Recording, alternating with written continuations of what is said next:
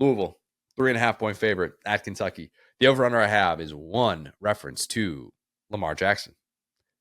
People forget the last Louisville quarterback to beat Kentucky, Lamar Jackson.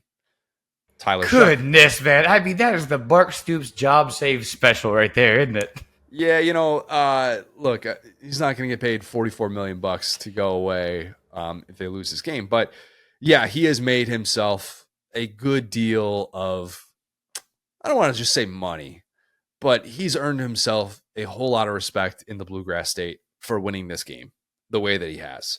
If you're not going to be great, beat your rival. Mark Stoops has done that year after year. Tyler Shuck is trying to become the first Louisville quarterback since Lamar Jackson to beat Kentucky. I've always really liked Tyler Shuck, who is one of those names that doesn't look like it should sound like that. It looks like it should be pronounced show, but it's Shuck. Yeah, it's weird.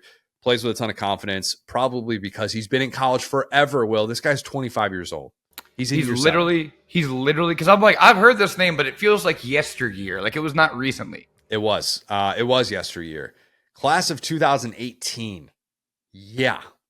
Oh, so that's two cycles behind Beck and Haynes King that we just talked about. That's nuts, dog. This dude spent multiple years behind Justin Herbert at Oregon. All right. He got his master's 2 years ago. How are you even in school? You gonna get a second what? COVID year and injuries have been he had a redshirt year his first year in 2018 because Justin Herbert was a thing.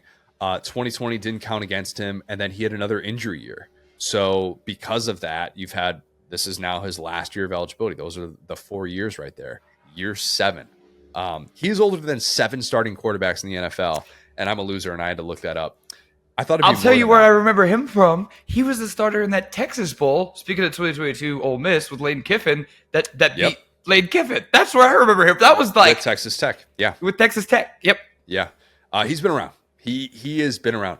This will be easily the biggest age gap among opposing starting quarterbacks this week and maybe all season. I'd have a tough time believing it's not because true freshman Cutter Boley is getting the start for Kentucky.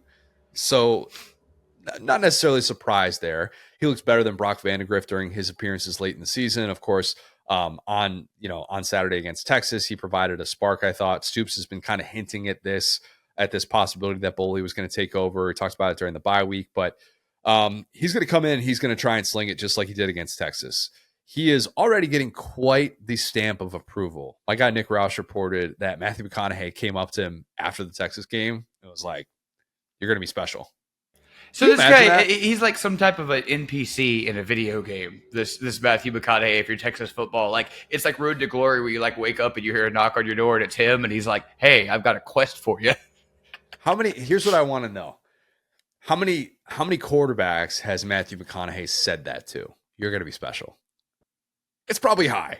I bet so many. I was about to say, because it's like you got to hit, because he wants to be able to tell the story one day, like at a bar. So, I knew he was going to be special. Was that a McConaughey impression? I don't do impressions around you. I just kind of do a little, because every time you're like, this guy, boo. So I do like a half impression, so I don't get credit for it. I got to keep you honest, man. Look, I think that's all well and good, and that's really cool. I don't know what's going to happen with Cutter Boley. I don't know if he's going to be special as Matthew McConaughey is predicting, but this is a really nice chance to be able to capitalize on that, and a really nice place to say, hey, build around me. Don't go into the portal yet again. We talked about that the other day, how much Stoops has gone into the portal to get his starting quarterback. Build around me. I'm the local kid. I'm from Lexington. Let's make this thing go. I think that this is going to be another reminder that Mark Stoops owns Louisville. He does. It's a Super Bowl in most years. It kind of is. And especially this year where they're not going to a bowl game for the first time since 2015. I think Kentucky this is kind of the perfect storm for Kentucky players after a frustrating season. We've talked about how they've actually looked better against better competition. Louisville is better competition. All right. They've been kind of that fringe top 25 team. Obviously they had that impressive win against Clemson, but you're talking about a coach that has, for whatever reason, found different ways to fire up his team and be ready to go for this game. It hasn't mattered who the coach has been at Louisville, by the way. 3 different coaches. This streak has lasted. Like that's how long this has gone. I'm taking Kentucky by 2 touchdowns. I'm going to say 31-17. Kentucky wins the Governor's Cup for the 6th consecutive time. Yeah, I mean, this is the classic. Like, if every team were Louisville, Mark Stoops would be the greatest coach of all time. You know, like when they were ranked number 10, he was in there smoking them. Like, it just didn't matter. So yeah, I think he beat Heisman Lamar Jackson.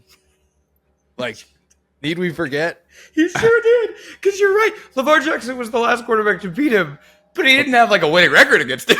Well, no, he did. He went 2-1 against him. Oh, true. But I'm saying like he didn't beat him the last time. You know what I'm saying? Like, no, he did beat him the last time. He beat him in 2017. It was 1-1-1. Got you. Okay, There we go. So, yeah, they didn't beat anybody last year. That's weird that was the year. But anyway, so point being, like, yeah, unless Lamar Jackson's walking through that door, when we have a gentleman who's maybe older than Lamar Jackson starting, so I get it. But not quite that. You definitely, that was going to be in here if it wasn't. But yeah, point being, like, I will just never pick Mark Stoops against Louisville. I've learned better than that in my couple years here. You'll never pick against Mark Stoops? No. Never. I will never pick against Mark Stoops. Okay. Exactly. I will always pick Mark Stoops against Louisville. There we go. Smart.